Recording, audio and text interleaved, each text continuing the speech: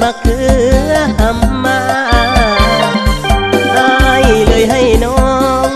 เมื่อกินกับแจ่วแมงดานี่แหละอาชีพสาวนาก็มีเพียงเลี้ยงสัตว์ปลูกพังขอบใจเด้อน้องที่เปิดไฟให้อายเห็นทางน้องนั้นคือแสงสว่างเปิดทางให้อายสู้ต่อถึงอายจะเมื่อยเพียงใดไอ้ก็บ่ท้อย้อนมีผู้งามละอ้อน้องนั้นคือเป็นแห่งใจวัน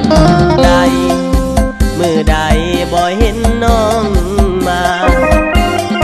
ผู้บ่นอลาไอ้นี่สุดที่งวมเงาอย่าแต่ป่า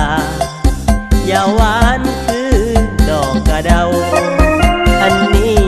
เป็นเพียงคำเว้าของข่อยและเจ้านั้นหูภายในยันใจบ่แน่แต่เดนวลนางยันเป็นคือน้ำฝนทาง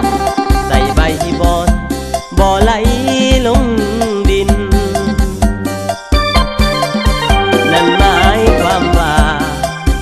หากอายยันหักลินผู้บ่ไอ้นี่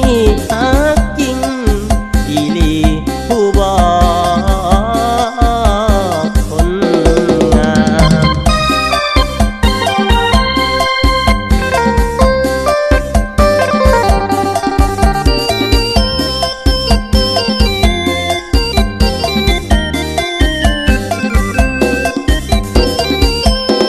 วันใดที่อายบ่เห็นเจ้ามาผู้บ่นอลาไอ้นี่สุดที่งวมเงา